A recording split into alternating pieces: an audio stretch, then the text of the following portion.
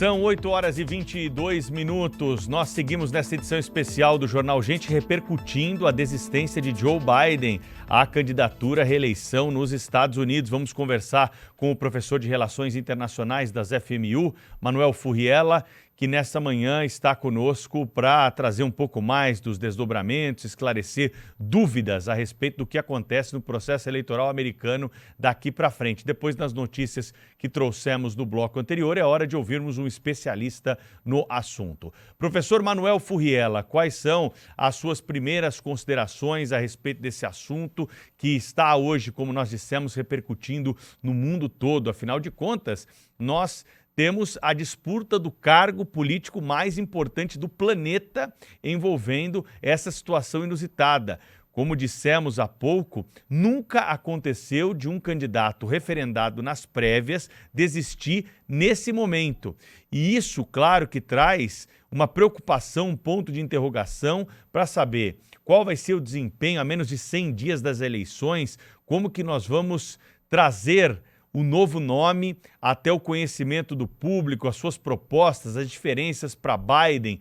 Tem uma série de questões que temos que conversar a respeito do assunto e o assunto principal, né, Thaís? Que é justamente o financiamento da campanha. Que quando pega na grana, meu amigo, aí não tem argumento que possa confrontar. Se você falar que não vai ter grana para uma campanha, você precisa começar a repensar os pontos que estão levando a essa dificuldade de financiamento, né, Thaís? Isso é no mundo todo, não é só nos Estados Unidos. É verdade. Agora, nos Estados Unidos, em que não há financiamento público de campanha, Pedro, essa é a questão crucial. E, claramente, aqueles que apoiam uma candidatura democrata já não estavam acreditando na possibilidade não só de Joe Biden vencer a eleição, como, no caso de vencer, de desempenhar um segundo mandato a contento. A gente vai agora, então, dar as boas-vindas aqui no Jornal Gente ao professor Manuel Furriela, que vai ajudar a gente a entender esse quadro tão diferente numa corrida eleitoral, professor, que teve um candidato à presidência, presidente desistindo,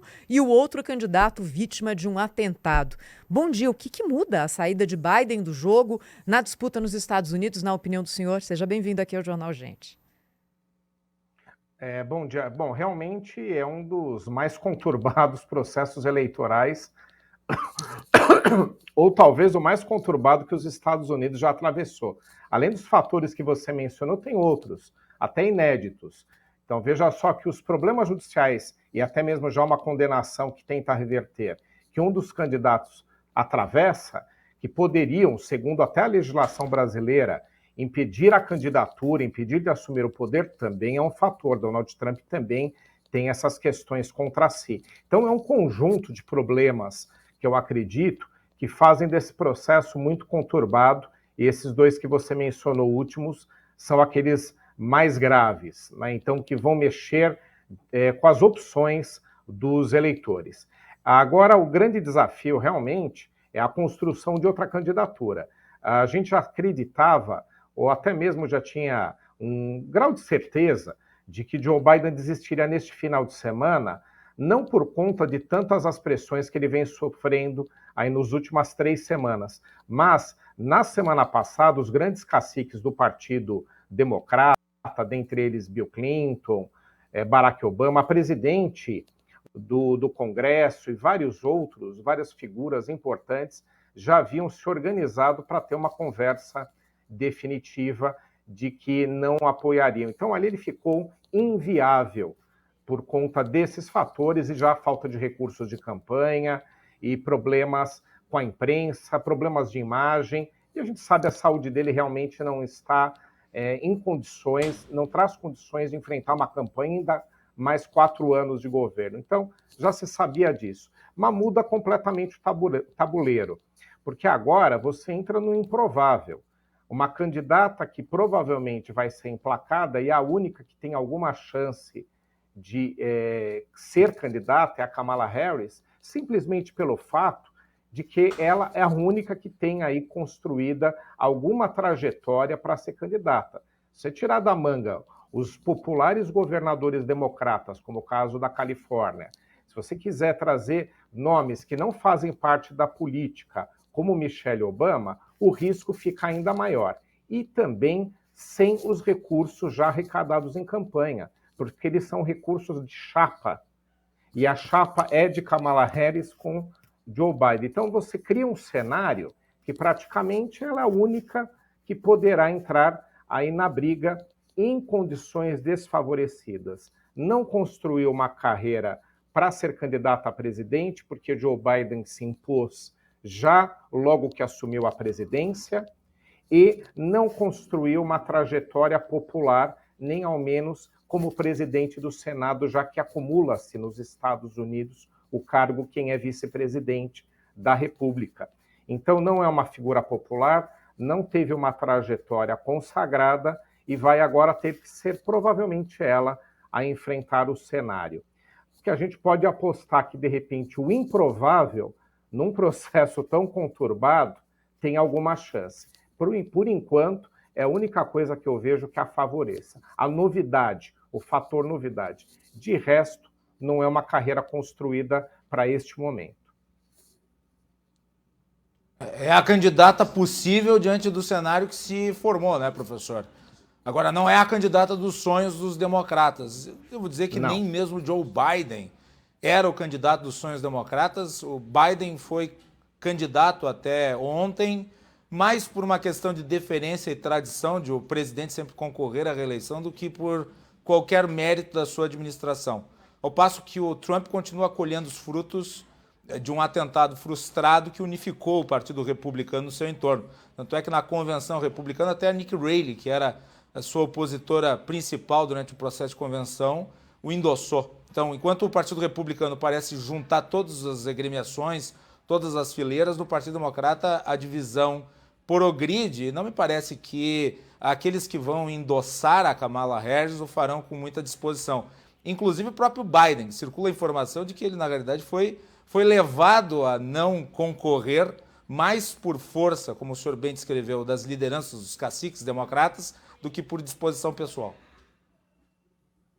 Com certeza. E é interessante, né, no caso aí, veja só, não era para ser esse cenário você tendo um outsider no outro partido. Aqui lembrando que Donald Trump não era do quadro dos partidos do Partido Republicano. Ele era um outsider, tanto é verdade que quando foi candidato à presidência pela primeira vez e saiu vitorioso, ele já estava se preparando para sair como candidato independente.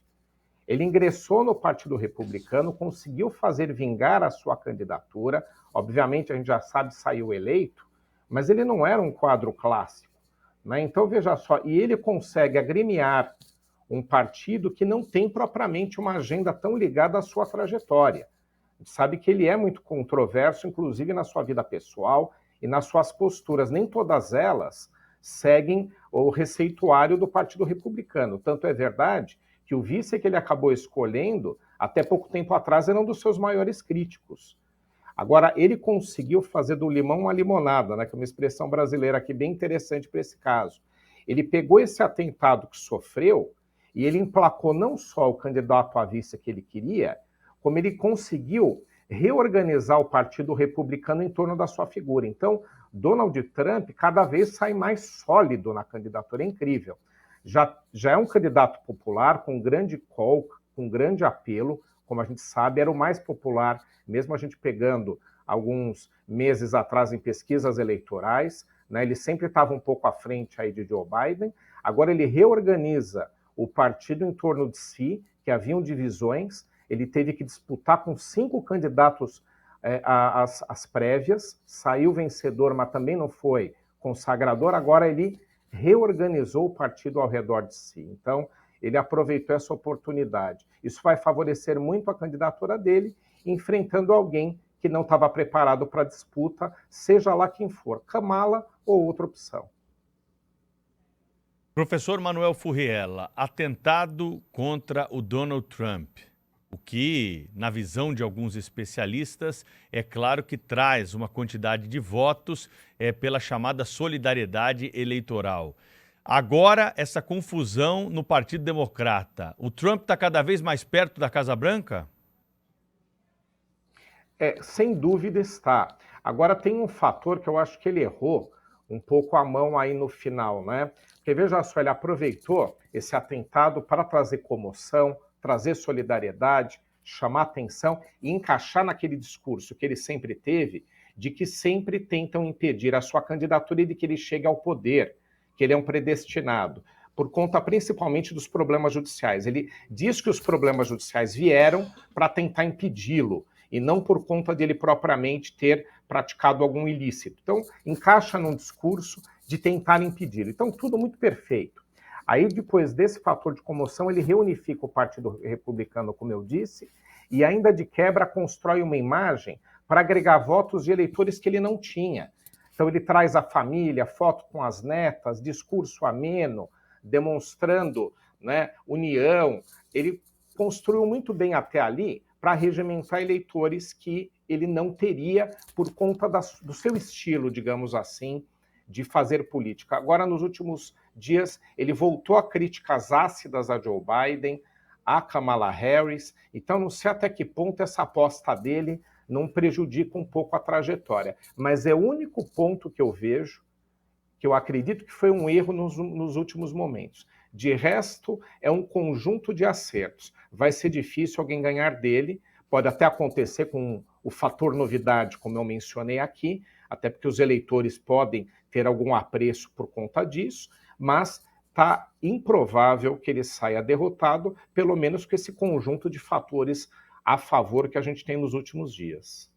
Tem uma curiosidade, professor Manuel Furriela, que é a seguinte: as últimas eleições nos Estados Unidos foram ali todas decididas bem justo, não é? Nenhum candidato conseguiu ganhar de lavada, também usando aqui uma expressão brasileira.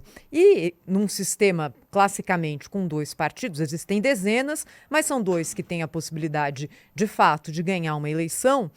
Quem são esses eleitores que em um ano votam num republicano e o outro ano votam num democrata? Como que é essa divisão dentro do eleitorado, já que aparentemente você ter o seu partido é quase como ter o seu time de futebol também nos Estados Unidos? Ótimo ponto, seu. O que acontece é que você teve outros fatores políticos, mundo afora, aqui no Brasil a gente também passa por isso, e que especialmente nos Estados Unidos também aconteceram, que é a da grande divisão da sociedade. O discurso mais aguerrido, mais acirrado, alguns chamam até de extremista, eu estou falando de discurso. Na hora de governar não é bem assim, né? Os Estados Unidos têm muito a política de freios e contrapesos, pesos e contrapesos e freios institucionais que a gente conhece. Então também não dá para colocarem o país numa aventura como a gente imagina. Mas, de qualquer forma, em termos de discurso, Donald Trump levou para a política americana essa grande divisão da sociedade.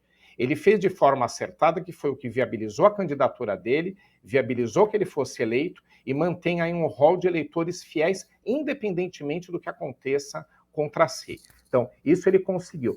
Tem o lado B. Você divide a sociedade. Então, você tem uma sociedade cindida. Em muitos estados americanos, já predisposta por conta de delegados para republicanos ou para democratas. Então, essa cisão é um fenômeno também do surgimento da candidatura de Donald Trump e um fenômeno da sociedade, né? Acho que ele não é o único responsável por isso. E aí você acaba tendo um grupo de eleitores mais voláteis. Aqui no Brasil também, que vão ou para um lado ou para o outro, por serem as 2 únicas opções viáveis, como você mencionou. Por isso que a gente tem 6, 7 estados que eles chamam lá de swing states, vocês já ouviram essa expressão, que são aqueles que você não pode carimbar em quem propriamente vai votar. E são aqueles estados que constituíram eleitores que não estão satisfeitos com uma divisão muito assim, preto no branco, né?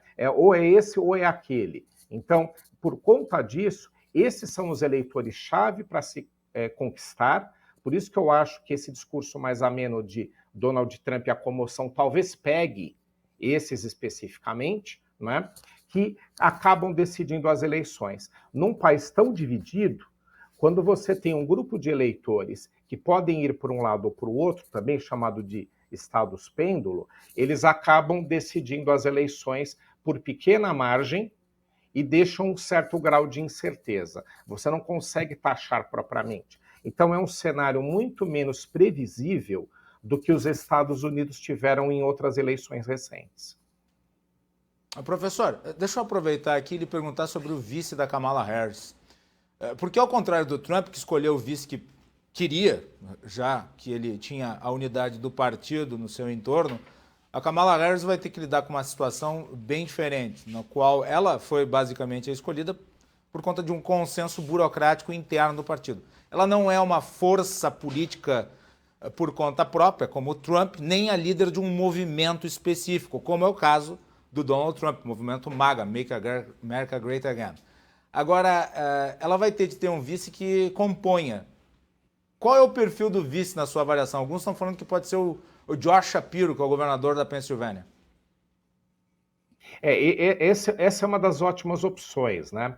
Porque aí o que acaba acontecendo? No caso da candidatura dela, você tem outros fatores que são complicadores. Quando você segmenta muito para só uma parte dos eleitores, né, ela tem, como nós sabemos, uma ascendência estrangeira, ela é filha de imigrantes, então ela tem uma série de fatores que compõem grande quantidade dos eleitores, mas não de forma majoritária, né?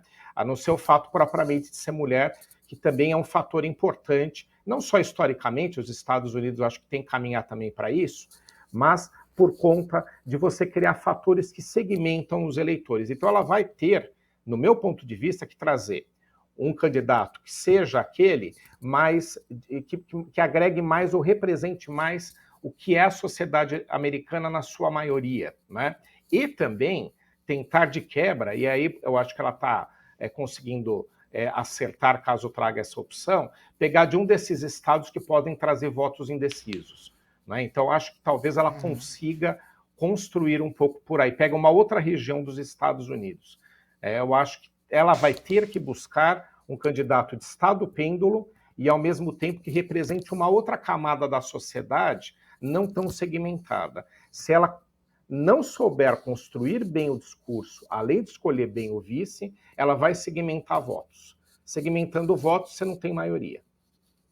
Nós conversamos no Jornal Gente de hoje, nessa manhã ao vivo, com o professor Manuel Furriela, de Relações Internacionais das Faculdades Metropolitanas Unidas. Professor Manuel Furriela, foi uma honra. Até a próxima. Uma ótima semana. Obrigada. Você está conosco aqui no Jornal Gente, como todos os dias, ao